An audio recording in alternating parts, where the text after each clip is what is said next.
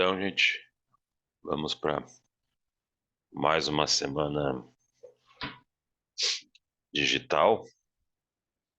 O meu vídeo insiste em não aparecer. Minha internet não está lá essas coisas hoje. Vamos ver se aparece de novo. Apareceu. Vamos para mais uma semana digital. Na semana que vem a gente já tem a prova P1, que a gente tem que, em algum momento, vamos ter que fazer. Né? Já era para ter sido feito, mas as chuvas e os desastres e tal impediram. E nós temos aí vários contratos, né?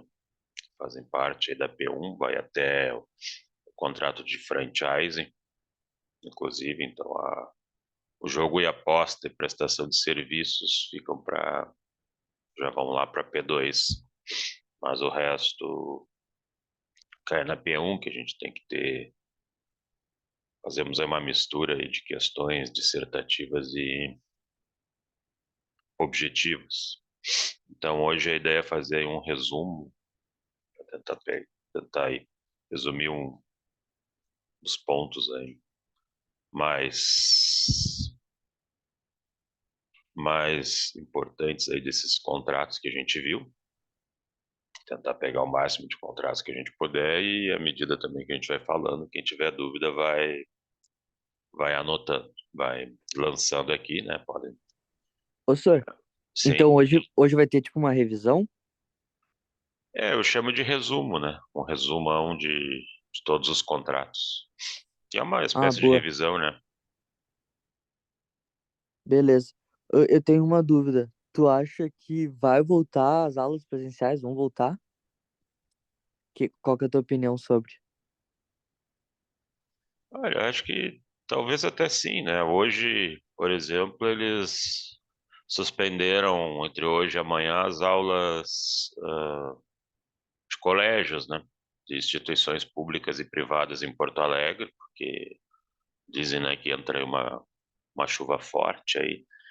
E, claro, Porto Alegre, semana passada, deu um problema de alagamentos aí forte. Alguns lugares voltaram a alagar por conta dos bueiros, né? Que estão entupidos, né? Alguém teve a ideia brilhante de dizer para as pessoas todas botarem o lixo na frente de casa ou nos acostamentos, né? Sem considerar que pudesse chover novamente. Então os bueiros já estavam entupidos, aí tu imagina uma chuvinha caindo todas aquelas pilhas de lixo, e aí tu entope de novo, e aí entupindo eles, né, torna a cidade impossível, né? Semana passada, Porto Alegre era impossível de se deslocar por ela, até caiu uma parte ali caiu a pista, né? Ali na frente do Museu da PUC, né? Que acho que já consertaram, não sei, tentaram fazer o remendo ali o mais rápido possível, né? Então vai depender muito dessas condições, né? Como é que essa semana vai se caminhar e como é que Porto Alegre vai estar semana que vem, né? O que a gente tem visto aí é que a cidade está bastante inviabilizada, né? Como várias outras partes do Rio Grande do Sul. Então, se as Tá, coisas não se encaixam, acho que talvez se mantenha no digital. Não sei. tá. E eventualmente, caso se mantenha no digital, daí a gente faz a avaliação por aqui. Não sei se vocês pegaram lá a época do Covid, chegaram a pegar alguma coisa de aulas digitais do Covid, mas tinha um sistema de avaliação que era por lá também, que a gente Tá, disponibilizava a coisa e era feito por lá, né? beleza. Mas em princípio, na semana que vem é para voltar o presencial, né? Vamos ver o que a semana apresenta, o que o tempo permite. Então, assim, começando ali por doação, gente, pegando ali doação, que é um contrato grande, né? O que a gente pode anotar ali? Diz a respeito, começando ali pela doação ascendente para descendente. Doação de ascendente para descendente é uma doação que não precisa de anuência de ninguém. Artigo 544, diferentemente da compra e venda. que é o artigo 496, né? Porque depois as cotas são ajustadas no momento posterior, lá no inventário do doador, por meio de uma estrutura chamada de colação. Outro ponto aqui, questão do cônjuge adúltero, né? O cônjuge adúltero não pode doar para amante, artigo 550. O cônjuge traído aqui tem até 2 anos de decadência para pedir anulação dessa doação após a dissolução da sociedade conjugal.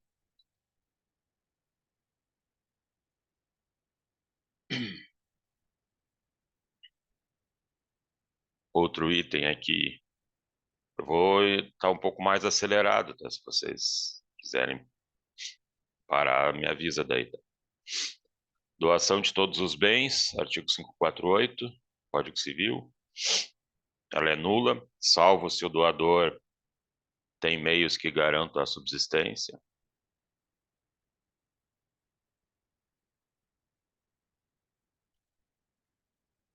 Doação em contemplação de casamento, artigo 546. A doação só ocorre se houver o casamento. Tem uma condição suspensiva.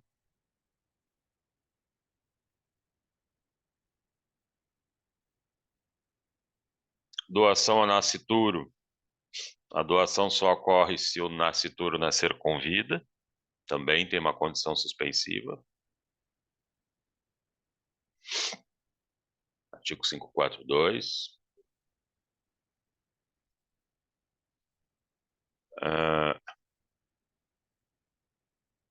Doação onerosa.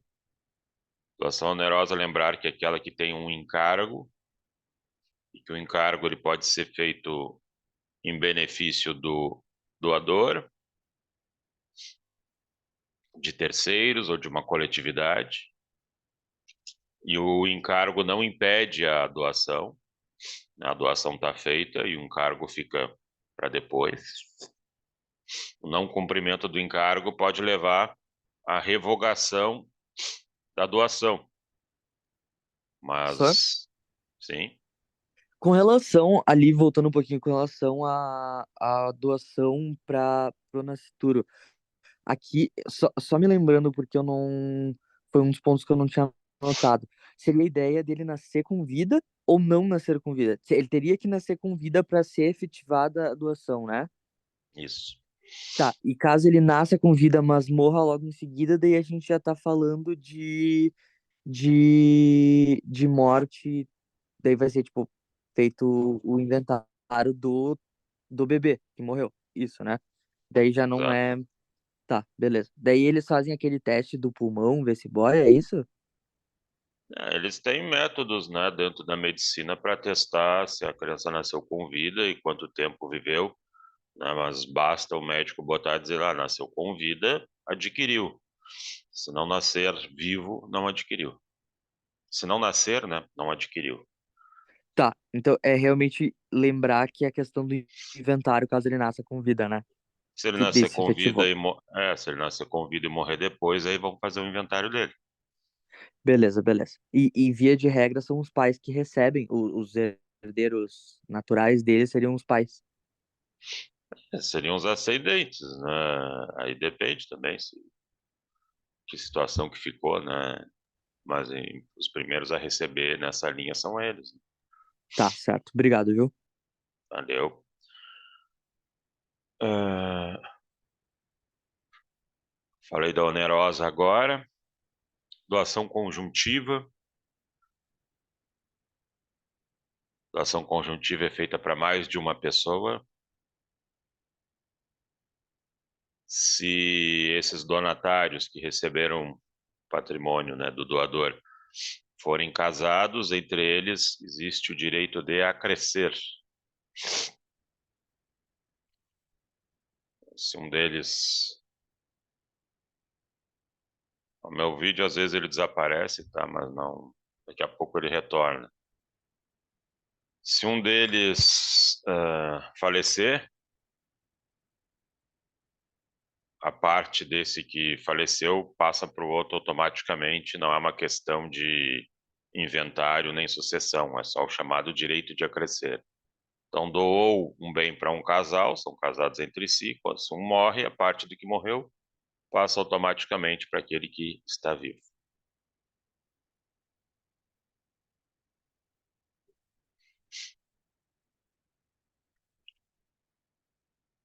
Outro aqui, cláusula de retorno, também é possível fazer isso na doação. O doador põe uma cláusula que, se o donatário morrer antes dele, o bem volta para o doador. Artigo 547. Se o donatário morre antes, o bem volta ao doador.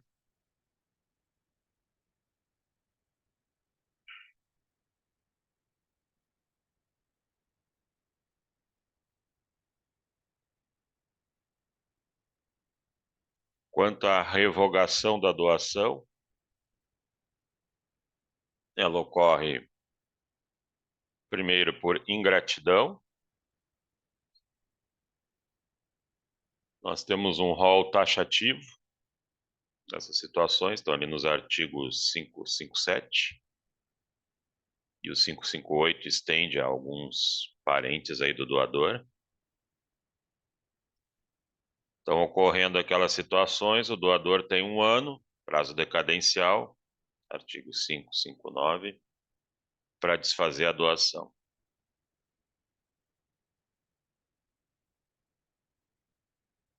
E o artigo 564 tem casos em que, mesmo ocorrendo essas situações, não pode se desfazer.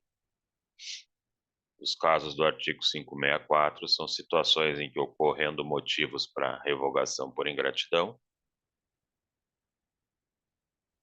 não pode ser feita essa revogação.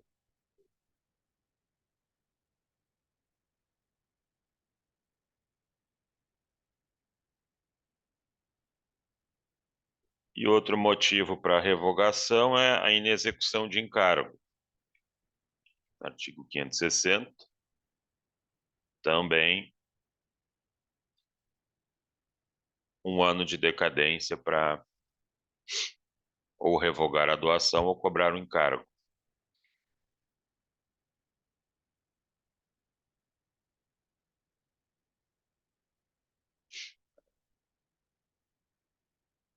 A minha câmera não está querendo colaborar hoje junto com a internet. Até aqui tudo bem? Tudo certo. Tudo certo. Seguro.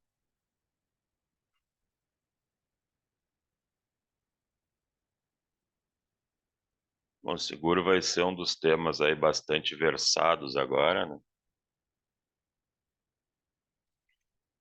Acredito que vai dar muita ação na justiça por conta dos carros e casas. Mas, ô, senhor, tu sabe que a gente tava falando agora com a Regina, ela disse que ela tava conversando com o Mauro. Sabe que o Mauro, ele advoga para alguma, o Fitterman, ele advoga para algumas seguradoras. E ele até comentou com ela que, via de regra, dos 200 mil carros, veículos, né, não foram só carros, porque ele tem caminhão, tem vários tipos de veículos que foram afetados pelas chuvas, 30% deles só tinham tinham seguro dos veículos. Então, pros veículos em específico, as seguradoras tendem a ser mais flexíveis e não causar tanto problema.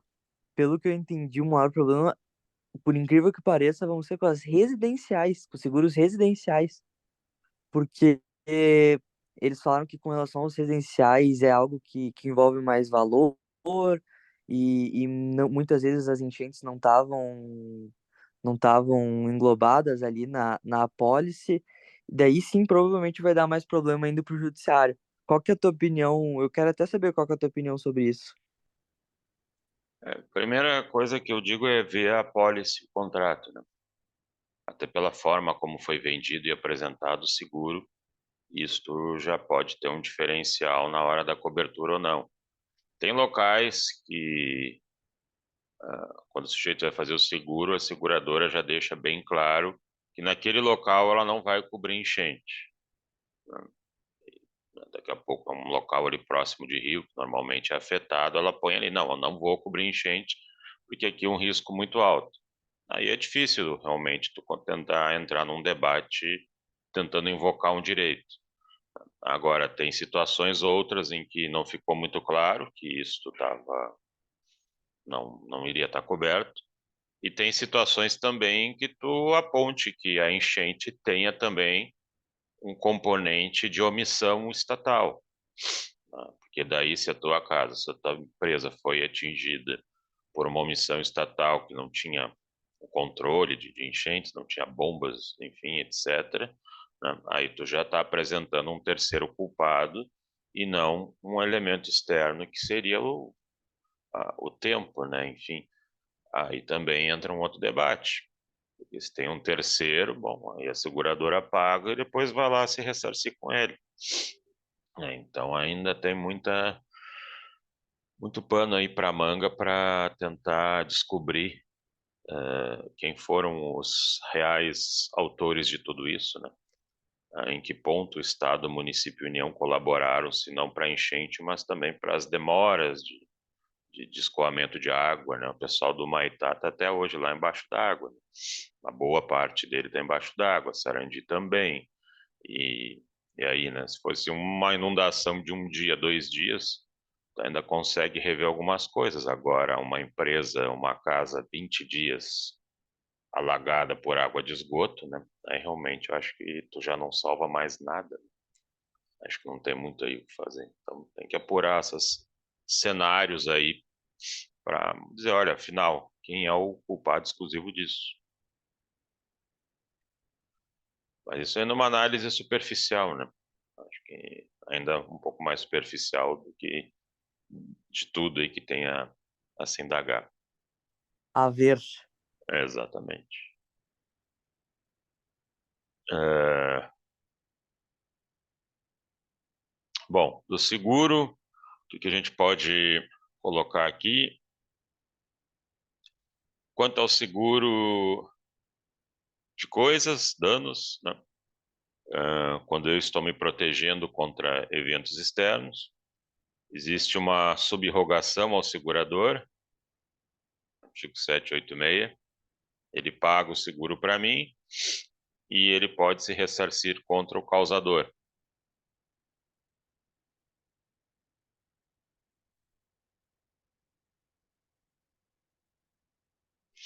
No seguro de responsabilidade civil, quando eu contrato pelos problemas que eu sou capaz de gerar,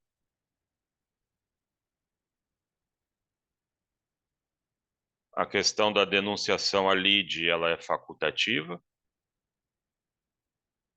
Denunciar a lide, a seguradora, quando eu for acionado pela vítima, é facultativa, não é obrigatória.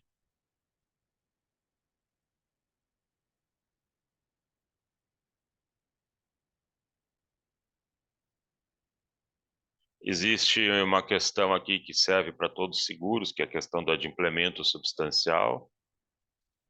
Quando a maior parte do prêmio estiver paga e uma parte faltante não é motivo para a seguradora negar a cobertura. Aquela resposta que o sujeito pede a cobertura e é ali naquele momento que ela diz que está rescindido. Isso não pode.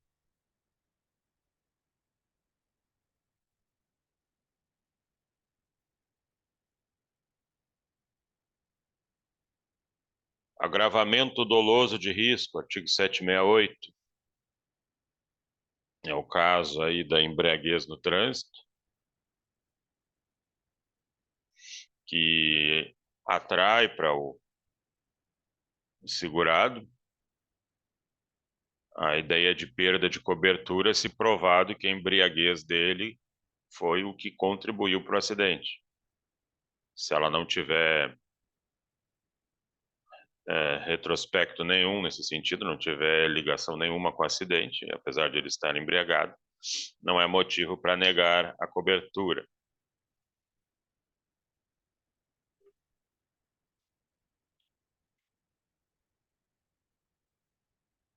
Seguro de pessoas. Pegando aqui o seguro de vida. Não é herança.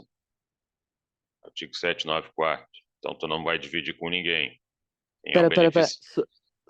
Antes de entrar nessa parte de seguro de vida, com relação a esse agravamento doloso de risco, teve aquela decisão do STJ e eu tenho umas anotações aqui que ficaram meio confusas. Tu pode dar mais ou menos uma explicação por cima de como é que foi, o que que foi decidido com relação a isso da bebida, da pessoa, da função da bebida ter sido, como é que é a palavra? Ter sido por conta da bebida que se deu, desencadeou o acidente? Como é que funciona isso? Isso eu me confundi um pouco aqui por conta das minhas anotações.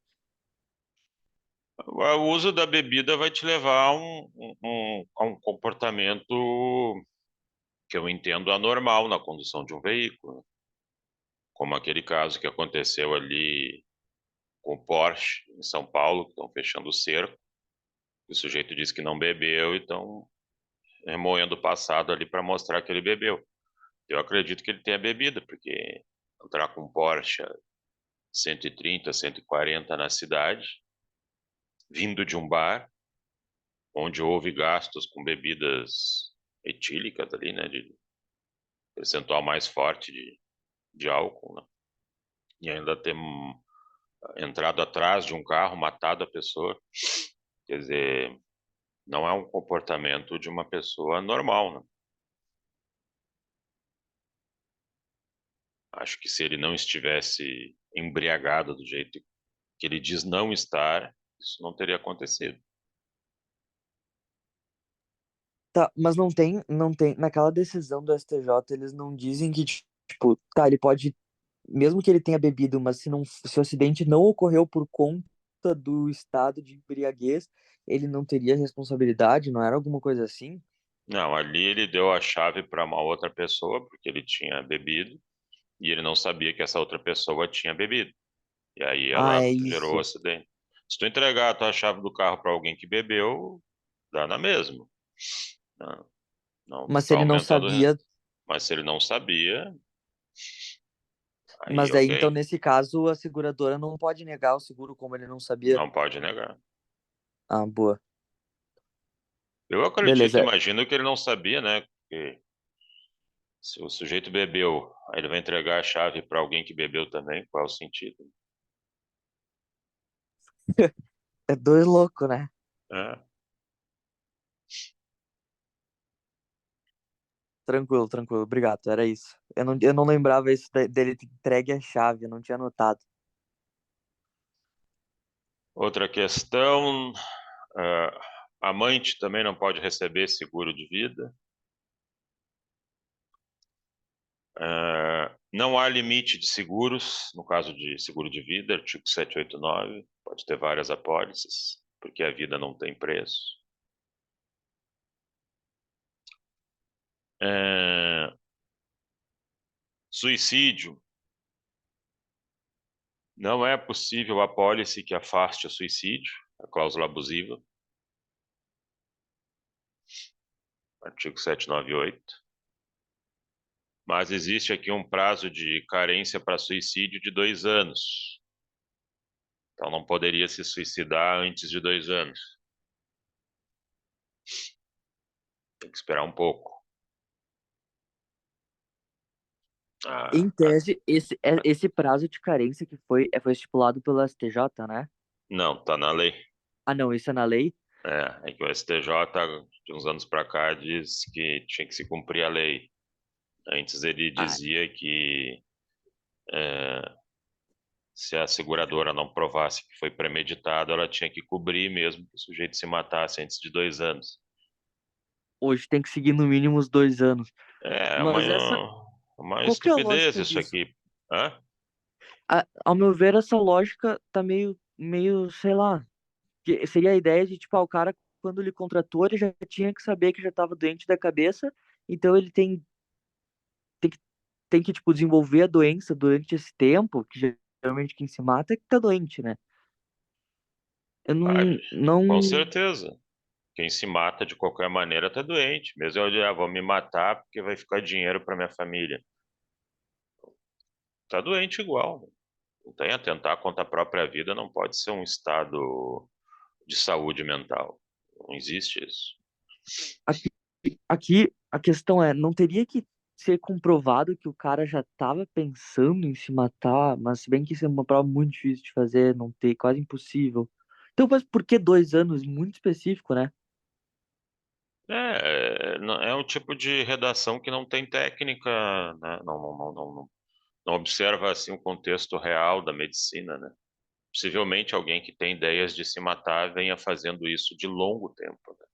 Venha passando por ciclos de depressão, ciclos de melancolia, até que ela chega num ponto tão alto que realmente ela vai lá e se suicida, e às vezes mesmo com acompanhamento psicológico, mesmo com o uso de medicamentos, a força é tão grande que ela não consegue, né? Em um dia ela faz, um dia que parece que ela está bem, ela vai lá e se mata. Então é uma doença, a depressão quando chega nesse ponto aqui é uma doença, e uma doença grave, né? E aí dizer, ah, não, durante 2 anos não pode te matar, vamos. Quem é que quer se matar, né?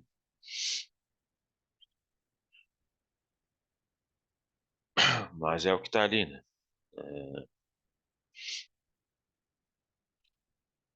O beneficiário, artigo 792, se não for indicado o beneficiário, metade por cônjuge casado com o segurado e outra metade para os herdeiros.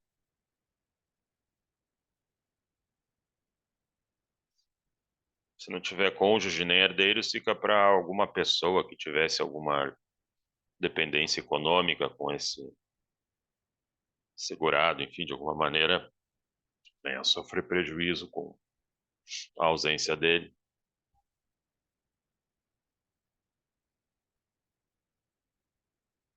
E a prescrição para seguro, regra geral, 1 ano, artigo 206, parágrafo 1º, Código Civil. O pedido de cobertura suspende o prazo prescricional, artigo 229, STJ.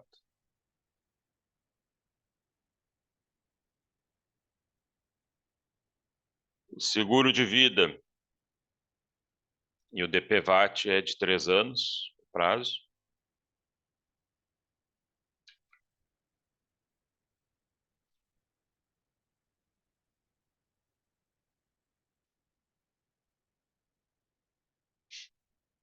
Dúvidas aqui? Tudo certo. Tudo Então, certo. pulando para locação, nós temos dois tipos de locação, uma mais curtinha, que é do Código Civil, que é das 565 a 578, que é os casos residuais, que não tem uma legislação própria, acabam no Código Civil. E tem a lei especial, que é a 8245 de 91, que é a Lei de Locações de Imóveis Urbanos para fins residenciais e comerciais.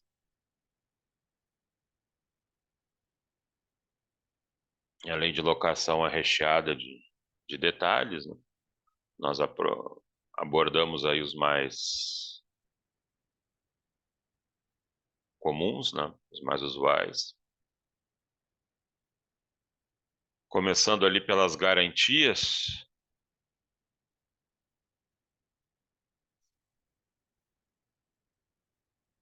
Professor, eu tenho uma dúvida específica sobre locações. Eu espero, talvez, o senhor abordar ou eu já pergunto agora. Pode perguntar. Quando entra no prazo indeterminado, no contrato, eu queria saber como é que é a questão da denúncia cheia e da denúncia vazia.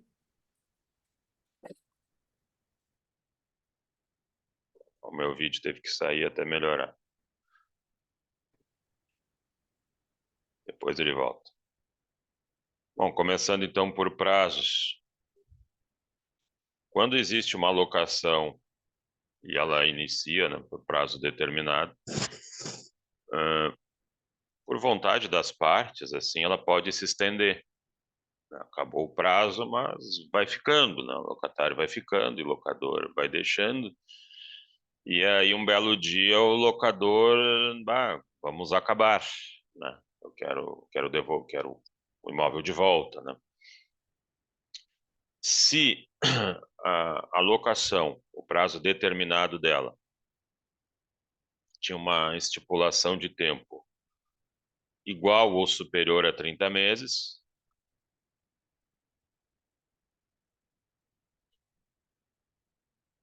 né? Igual ou superior a 30 meses, artigo 46 da Lei do Inquilinato, o locador pode pedir de volta o bem, né? Pedir a rescisão, né? Dá ali 30 dias e pede de volta o bem. Por isso que a denúncia é vazia, tu não precisa explicar, só dizer, eu quero de volta.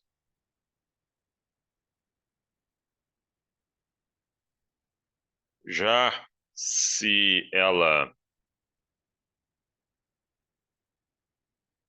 começa, né, também começa com um prazo determinado e acaba se expandindo, uma locação que é verbal ou escrita, e o prazo é inferior a 30 meses, aí quando o locador quiser retomar, ele tem que encher essa denúncia, tem que dar uma motivação.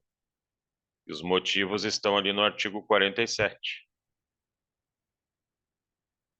da Lei do Inquilinato. Aí tu Mas tem se o prazo ah, de o prazo determinado for inferior a 30 meses. inferior a 30 meses. Tá. Então, já está no indeterminado por tanto faz o tempo, desde que fosse inferior a 30 no determinado. Isso aí.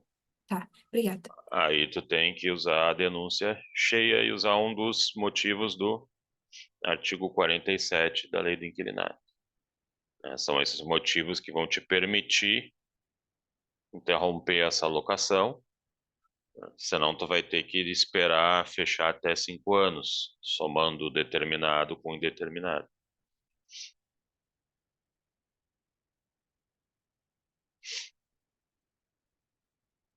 Aí tem o uso próprio, enfim, uma série de coisas ali.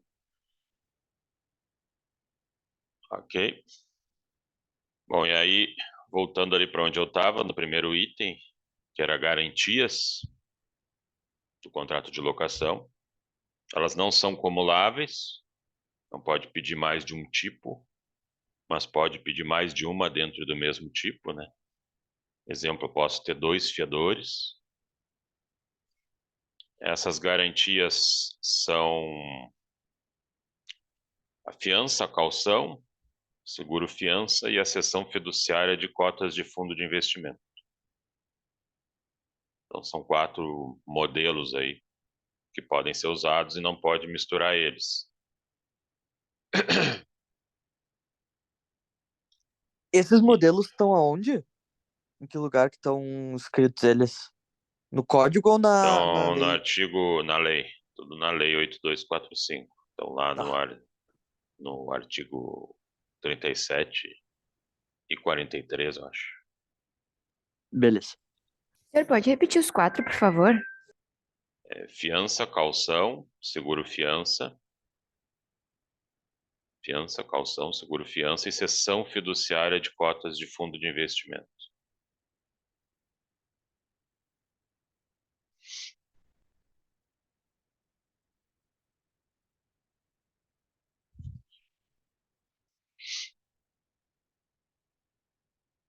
E tem também a locação sem garantia.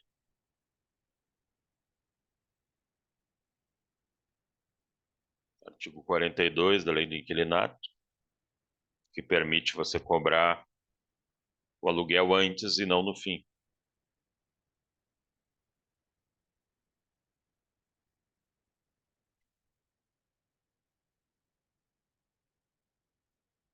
Nós temos também a locação por temporada, que vai até 3 meses, é o máximo que se pode ter para locação por temporada, e aí também se pode cobrar antecipado.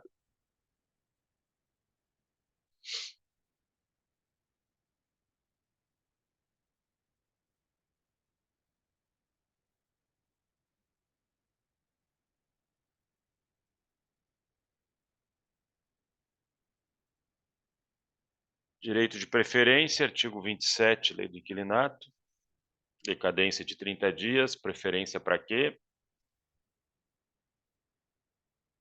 Ô, senhor, essa lei a gente pode levar impressa, né? Pra prova, Pode, tranquilo? pode. Tá, beleza. Aí no meu vídeo tá, eu tento ressuscitar ele, mas ele volta todo, enquanto eu vou indo sem. Senão vou ter que desligar e voltar de novo e vai ter Tá dois pedaços grandes. teletransportando aí. É, coisa tá terrível. O direito de preferência é um direito que o locatário tem de ser oferecido a venda do imóvel primeiro para ele e depois para outros, né? Ali no artigo 27 tem ali condições para que isso ocorra. Se ele tiver o direito de preferência garantido, tem que ser oferecido para ele, e aí ele tem 30 dias para dizer se quer ou não comprar o imóvel. Tem que ser mantidas as mesmas condições para ele do que seria oferecido para outros.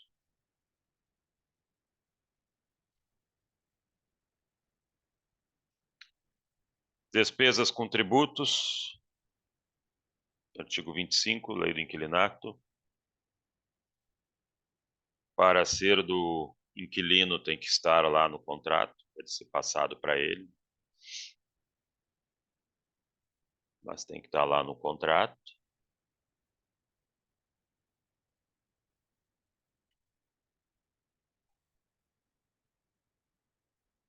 Só uma questão ali de prazo, quando o prazo é determinado, né, a locação por prazo determinado, o locador não pode pedir antes. E o locatário ele pode devolver antes, sem pagar multa, se ocorrer ali o que diz o artigo 4º da Lei do Inquilinato, que é transferência do local de trabalho a pedido do empregador. Aí ele então, né, tem que sair para um outro lugar, aí ele avisa o locador que ele foi transferido e dá 30 dias e rescinde a locação sem pagar multa.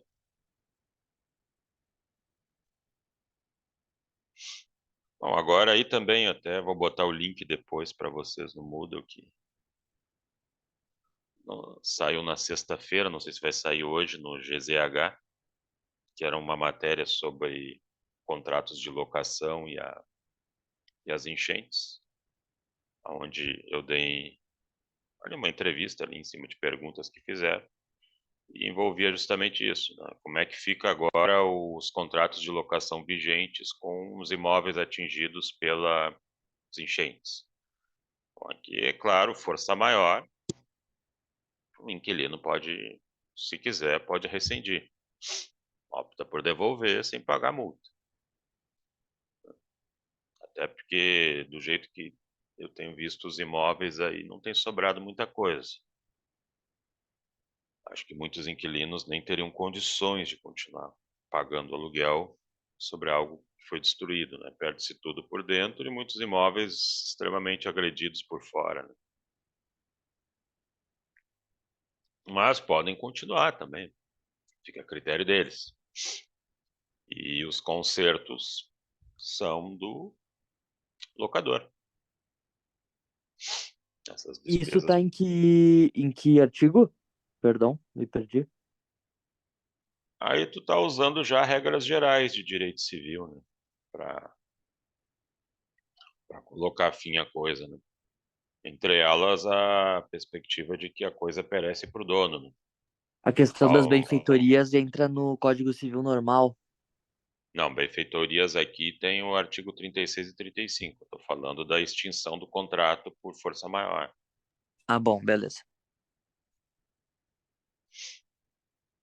E até a perspectiva de consertos do imóvel ficam a cargo do locador.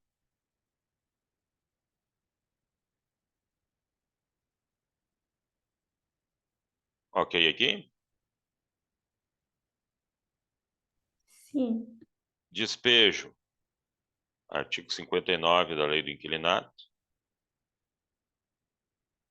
É possível purgar a mora, pagar todos os atrasados e tudo que ela gerou, uma vez a cada 24 meses.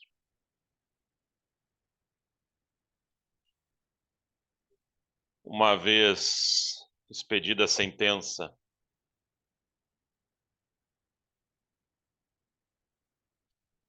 a apelação contra a sentença que decreta o despejo não tem efeito suspensivo, quer dizer, o locador pode promover uma execução provisória para retirar o inquilino de dentro do imóvel, ainda que pendente um recurso de apelação.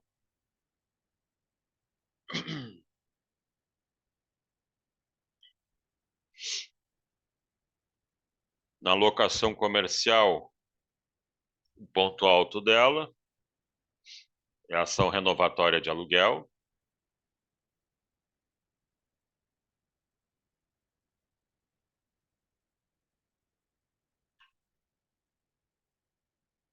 A ação renovatória de aluguel foi feita para evitar justamente a cobrança de luvas. O que são as luvas? É uma espécie de comissão que o locador cobra do locatário para permitir ele renovar um contrato.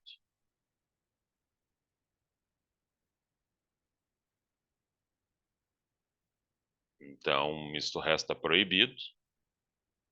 E ali tem requisitos no artigo 51 da Lei do Inquilinato,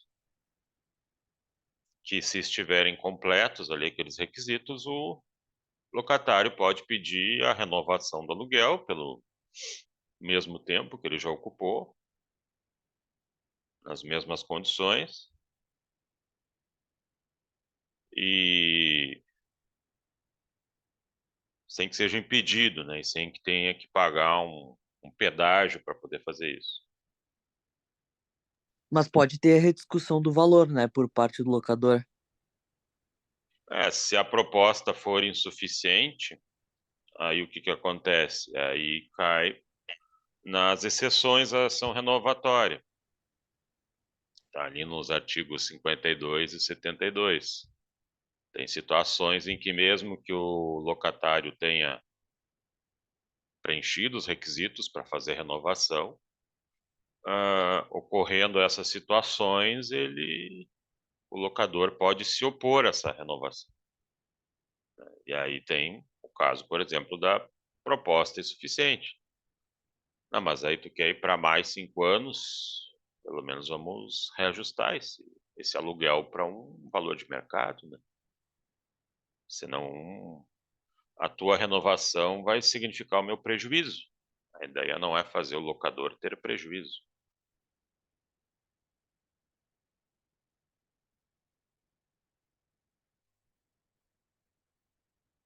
E, ô, senhor, onde que, em qual artigo que fala com relação às ações de despejo não terem, a sentença não ter efeito suspensivo em caso de apelação? Artigo 58. A apelação não ter efeito suspensivo. Isso, a apelação não ter efeito suspensivo. Artigo 58 da Lei do Inquilinato.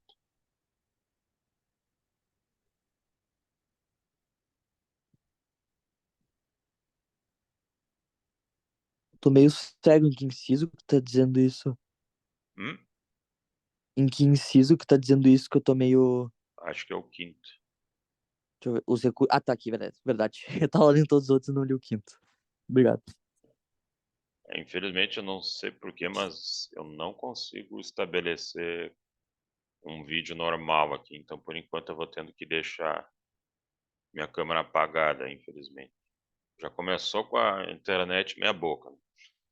Não sei se é alguma coisa do tempo, hein? Algum problema de conexão.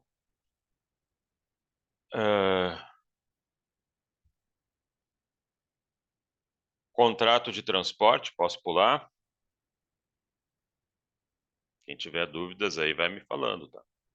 Tô correndo aí para tentar dar um vencimento aí ao máximo aí que a gente puder. Contrato de transporte, artigo 730 e seguintes do Código Civil. Primeiro detalhe ali, transporte gratuito. Transporte gratuito propriamente não é um contrato de transporte, mas eles botaram ali para, enfim, criar aqui uma pequena regra para não desestimular essa boa atitude do ser humano. Então ele é chamado de transporte desinteressado, é a carona, né? Artigo 736 do Código Civil. E o transportador aqui só responde se houver prova de culpa grave ou dolo na causação do acidente. Quem almeja alguma vantagem direta, né, do ponto de vista econômico, né, com transporte, vou te dar uma carona até o empreendimento para ver se tu gostou e quer comprar, isso daí já é tido como contrato de transporte normal. Desinteressado é o turístico mesmo, dar uma carona para alguém, fazer uma gentileza. Então esses respondem por culpa grave ou dolo na provocação do acidente. No que diz respeito à responsabilidade civil do transportador, aqui nós temos então uma responsabilidade objetiva. A responsabilidade objetiva independe de culpa. Ela trabalha com a ideia de risco criado. Então você não vai fazer uma análise onde o transportador agiu ou não com culpa, porque o transporte em si é um risco e se o risco gera um dano, tem que pagar a conta. Mas, claro, não é uma responsabilidade absoluta. Não é uma responsabilidade absoluta, no sentido de que sempre, por qualquer motivo, ele paga a conta. Aqui existe uma excludente de responsabilidade chamada de força maior. Está no artigo 735, 734. Força maior sempre é um elemento externo, sempre é uma estrutura externa que não tem a ver com a pessoa dos contratantes. Por exemplo, um motorista que teve um AVC é caso fortuito. É um problema interno da empresa. Mesmo que não fosse previsível o AVC, e aí o cara passou mal e o ônibus sofre um acidente, mesmo que não fosse previsível, a conta ainda é do transportador. E é entendido como força maior, por exemplo, o assalto em coletivo. Patrocínio, roubo em coletivo é entendido como excludente via força maior. No caso do transporte.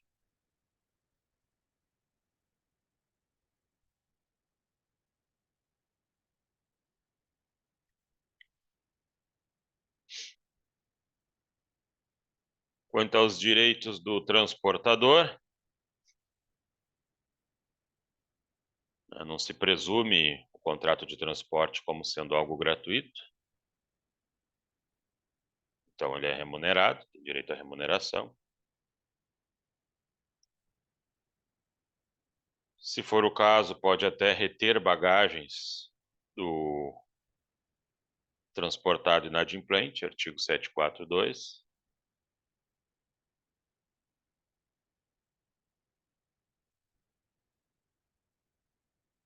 Se houver desistência da passagem,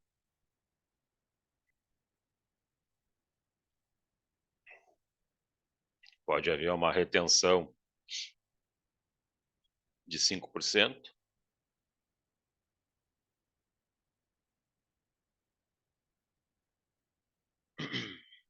Pode haver uma retenção de 5%, artigo 740, parágrafo 3º.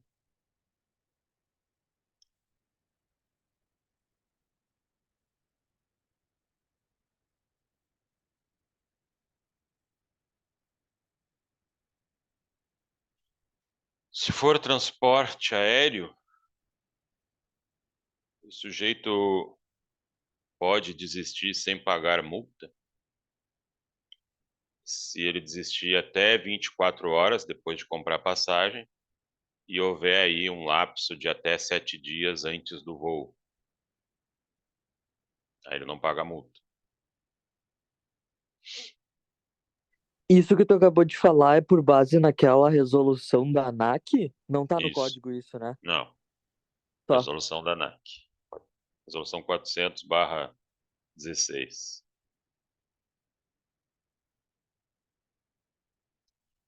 Pode haver também recusa de passageiros, caso esses atentem aí quanto a normas de segurança, higiene, 739. Depois de um certo tempo de gravidez, não se aceita transportar mulheres grávidas em voos. Aí varia um pouco de país para país. Vai que a pessoa começa a dar luz lá em cima e que condições tu vai fazer um parto lá. Às vezes não é nem questão de não querer pousar, às vezes é não conseguir pousar.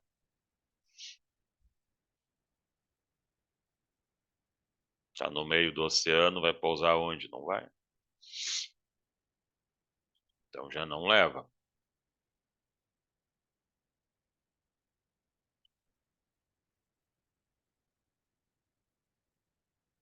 Transporte aéreo internacional de passageiros. A lei maior aí, segundo o STF, é a Convenção de Varsóvia, que o Brasil incorporou em 1931, e que tem limites indenizatórios. Então ela estaria superando o Código de Defesa do Consumidor. Mas o STF, na mesma medida em que disse isso, também depois realçou o fato que a Convenção de Varsóvia não se aplica à questão de danos morais. Aí não entra no limite. Aí o dano moral vai se medir pela extensão do dano.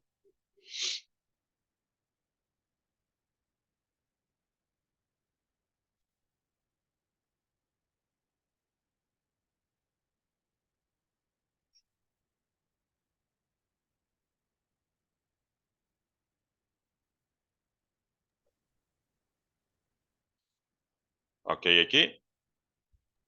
Ô, Sir, a gente acabou pulando o contrato de depósito, né? Tu tinha dito, mas eu acabei ficando com uma dúvida. Com Não, eu vou relação. entrar, eu vou falar nele ainda. Ah, bom, eu pensava que tu Não, não não ia pulei falar. ainda. O próximo contrato é fiança.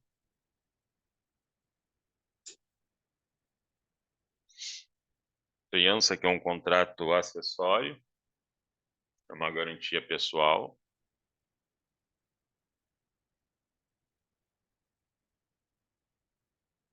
Ele é um contrato solene, escrito. Não existe fiança verbal.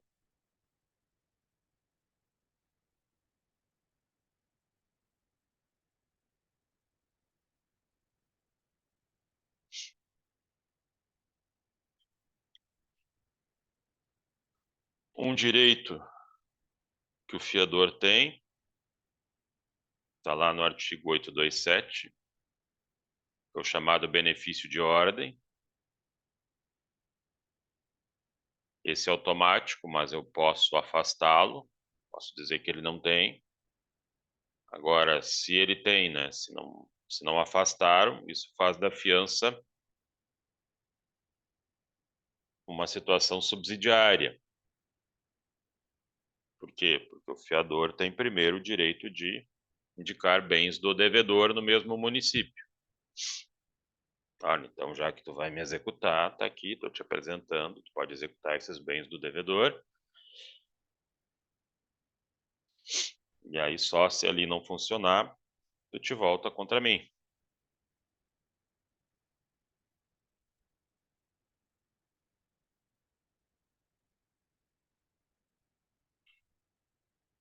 Agora, se tiver mais de um fiador, que é a chamada cofiança, artigo 829 do Código Civil,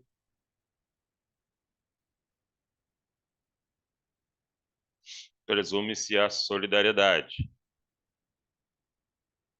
Aqui, se tu não quer que exista essa solidariedade, tu tem que botar lá no contrato que a fiança é divisível, cada um vai responder pela sua cota.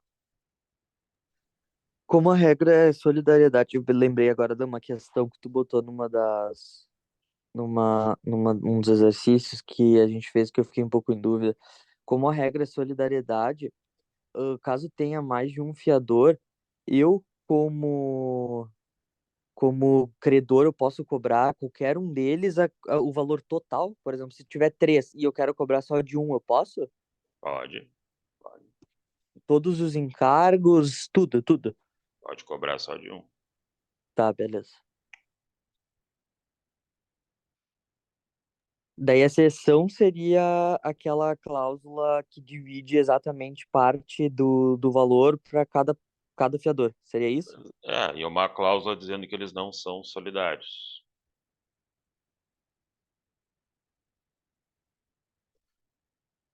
Mas daí, Hum, caso tenha essa cláusula de não solidariedade, não é, quer dizer que cada um responde a um valor específico.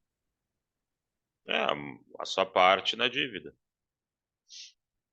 A dívida é 100, são 4. Se não for nada estipulado, cada um responde por 25.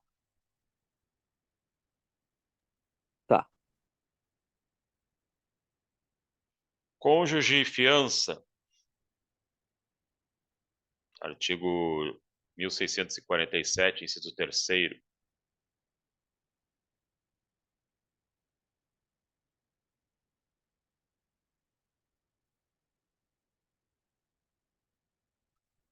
Se não houver o consentimento do cônjuge, a fiança é anulável. 2 anos de decadência após a dissolução da sociedade conjugal. Tem até 2 anos para pedir anulação após a dissolução da sociedade conjugal. Então, se queres vincular alguém que é casado a uma fiança, tem que ter a anuência do cônjuge dele.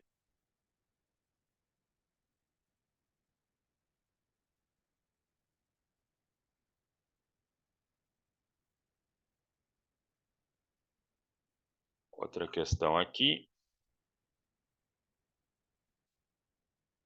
A fiança pode ocorrer sem consentimento do devedor. Não precisa, não interessa a opinião dele, eu posso pegar quem eu quiser de fiador.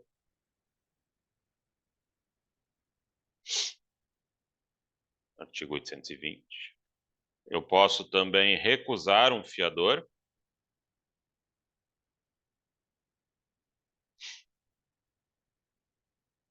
Artigo 825.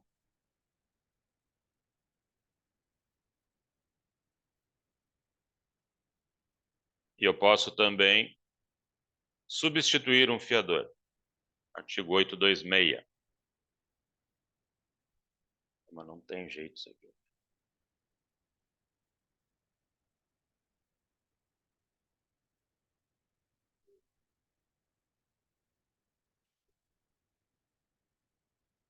Fiança sem consentimento do devedor, 820. Recusa de fiador. O fiador que me apresentaram não tem condições de suportar o débito, né? Daqui a pouco um sujeito que tem várias pendências aí negativas. E substituição de fiador, daqui a pouco um fiador que morreu, um fiador que se tornou incapaz. Se não me trouxer um novo fiador, a gente põe fim ao contrato.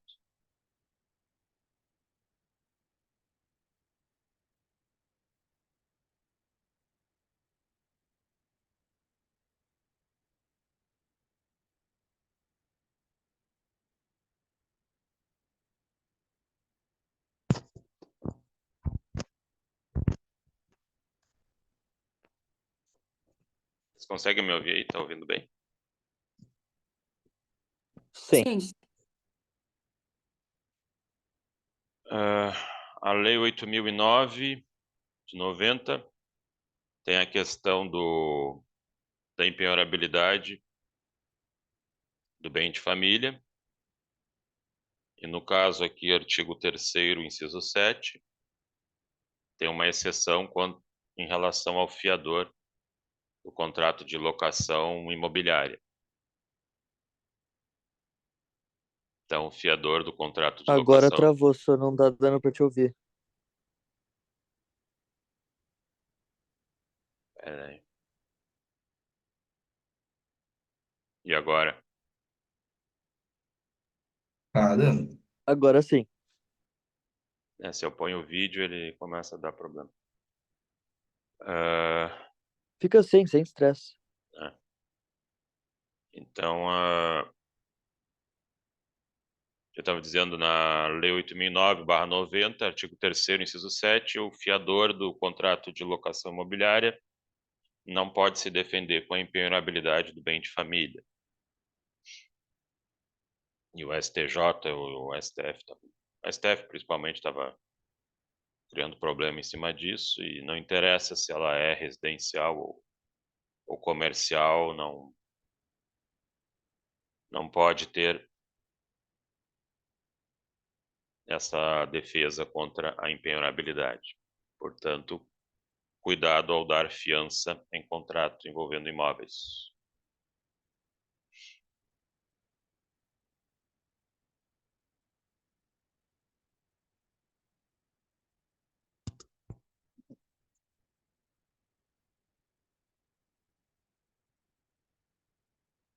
Depósito.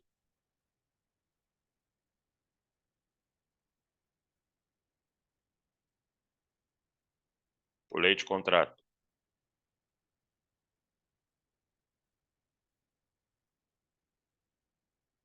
Ok? Ok. Ok. Artigo 627 a 652. Regra aqui, que o depósito seja um contrato gratuito.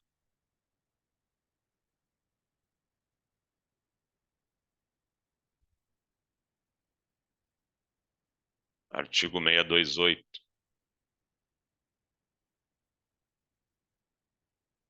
As exceções é se houve um acordo para remunerar ou se o depositário é um profissional. Agora deve estar acontecendo bastante também, porque quem conseguiu tirar algumas coisas de casa, mas não tem mais casa, talvez tenha pedido, né, para algum parente, alguma coisa assim, se não pagou algum outro depositário, para guardar os bens, né, à medida do possível, né? Mas a água subiu tão rápido assim que eu acho que a maioria nem teve tempo de tirar nada.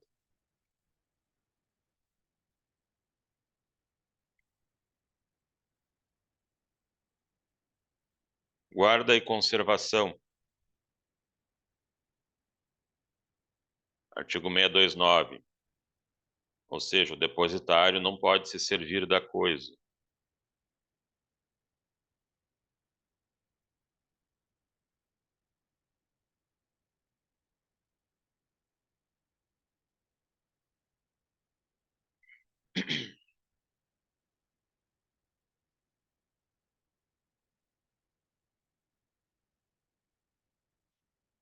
Dentro dos tipos de depósito, a gente tem o regular, que envolve bem infungível, que é o caso clássico de depósito. E tem o irregular, que é o bem fungível. Aí o irregular se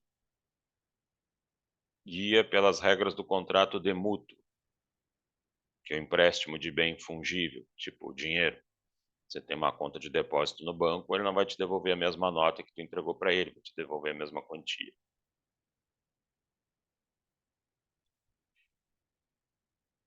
Dentro dos tipos surge o depósito necessário também, artigo 647.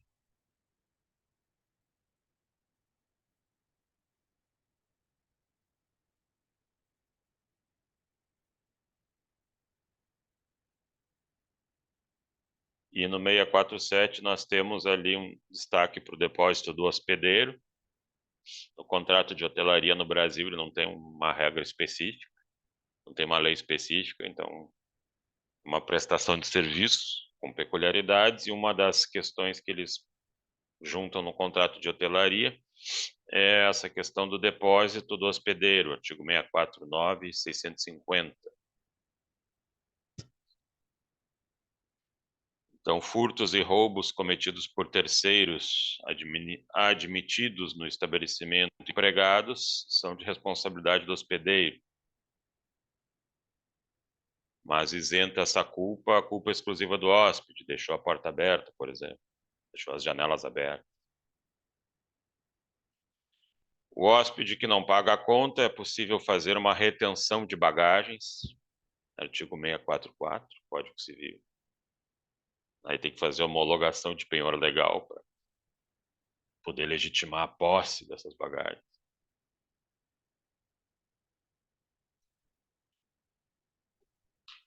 E temos também a questão do depositário infiel, que aparece ali com uma questão de prisão civil, artigo 5º, inciso 67 da Constituição Federal, mas que em dezembro de 2008, o STF, num acórdão que depois acabou gerando súmula vinculante 25, disse que essa prisão aí ela não tem eficácia, essa prisão da Constituição não tem eficácia, porque o Pacto de São José da Costa Rica, que o Brasil assinou, é uma norma supralegal e que afasta, então, a questão da prisão que é prevista em lei ordinária. A questão da prisão que fala do depositário infiel. Então, ela não tem eficácia, não tem aplicabilidade.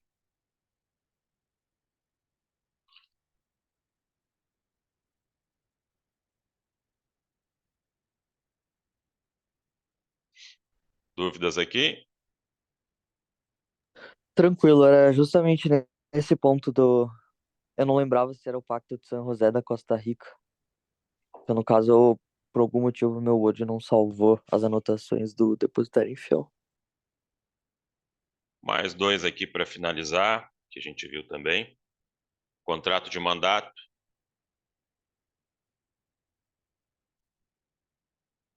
Outorga de poderes para alguém gerir interesses de outro. Né?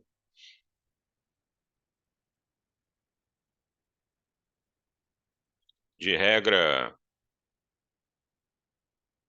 a maior parte dos atos podem ser exercidos por mandato, até casamento dá para ser por procuração, artigo 1542 do Código Civil. Tem outros que não dá, né? Por exemplo, serviço militar obrigatório. Tu mandar alguém para servir por ti não dá.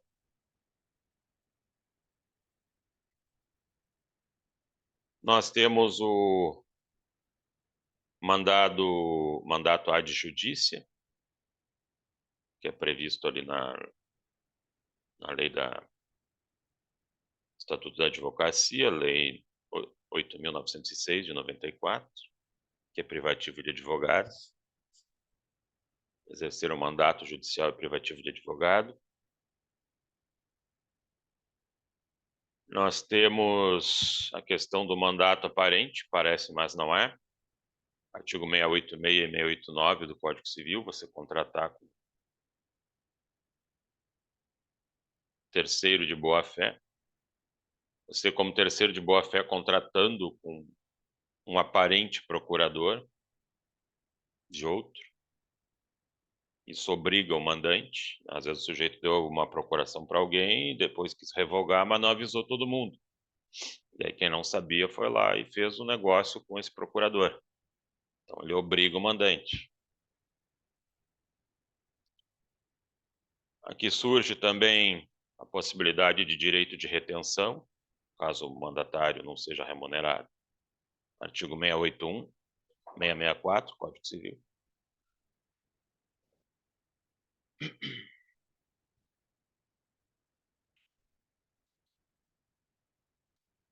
E por último, nós temos o contrato de franchise.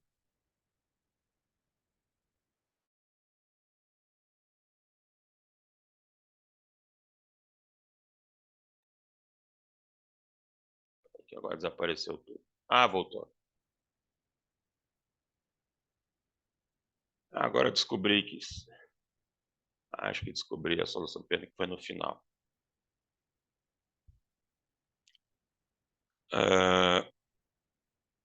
Por último, nós temos o contrato de franchising, franquia, Lei 13.966, de 2019.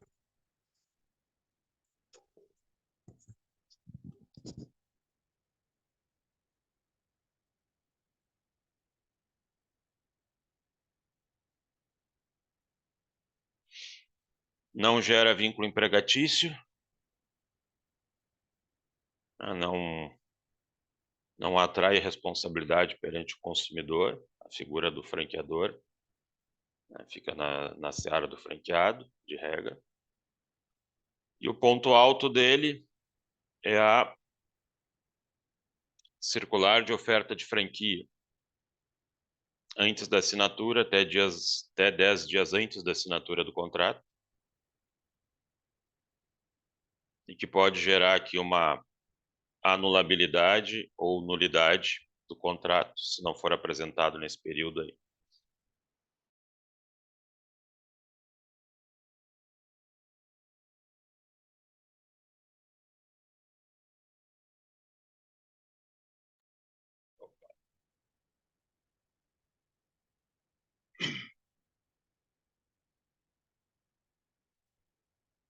Dúvidas, gente?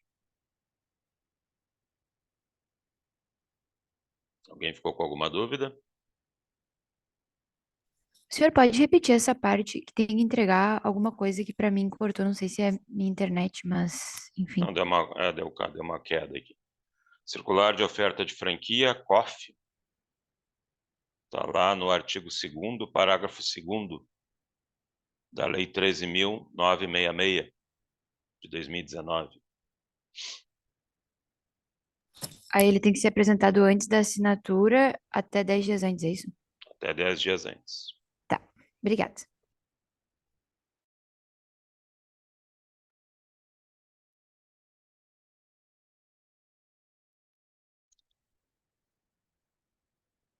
Alguma dúvida a mais, gente? Eu dei uma correria aí para tentar botar todos aí dentro desse resumo aí. Agora está gravado também. Tendo em vista Pera, o número grande de contratos que a gente analisou. isso que tu acabou de falar pra Maju é aquilo do artigo 2º da Lei das Franquias? Parágrafo Isso. 2º das Leis das Franquias? Tá, beleza. Isso aí.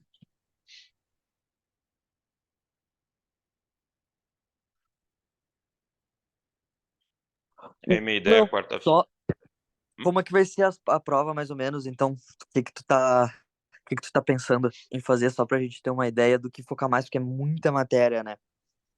Quarta-feira, a minha ideia é botar um exercício aí, mais dissertativas, né? Tem que combinar as duas coisas. Né? Também para reforçar, né? Porque a gente fez um exercício, depois veio outros contratos depois de lá. Para dar uma reforçada e servir de treino para Tá, segunda-feira, né? beleza. Daí se vai ser online, se vai ser presencial, só esperando pra saber. Só até o último momento ali para ver o que eles vão dizer. Tá. Se a chuva nos ajudar também, né? Ajudar um pouco Porto Alegre, o Rio Grande do Sul, a gente volta presencial. Se ela piorar, eu acho que o mundo vai continuar assim a longa distância. Eu confesso que eu seria a favor de, infelizmente, permanecer online até o final do semestre. Eu Se tava tu, conversando com o pessoal. se tu Do tá em jeito que estão, Caxias aí, né? do jeito que estão as coisas, eu acho muito complicado voltar. Eu acho que não é simplesmente, ali na PUC tá tranquilo, parou de chover, é isso. É muitas outras coisas, né? Pessoas que moram em cidades que estão afetadas, funcionários, alunos. Eu acho que é Ah, bem sim, complicado voltar. sim. Tem que ver se isso se encaixa, porque tem gente que perdeu a casa ou está esperando chegar na casa, né? Não conseguiu ainda nem chegar na casa, né? E outros que, sei lá, estão tentando chegar no interior lá para ver como é que estão os parentes e tal, enfim, para tentar ajeitar. Então é Sem muita contar o bomba, clima. Sem contar o é, clima. Eu não sei se tem clima pra gente voltar agora. é muita bomba explodindo ao mesmo tempo. Então, enfim, mas vamos ver o que eles vão definir aí, esperando que as coisas possam melhorar, né? Então, tá bom, gente. Até quarta-feira aí. Nós falamos de novo aí. Fazemos um exercício e Fechou, senhor. damos Valeu. seguimento. Valeu. Um abraço a todos aí. Tchau, Valeu, tchau, abraço. obrigada.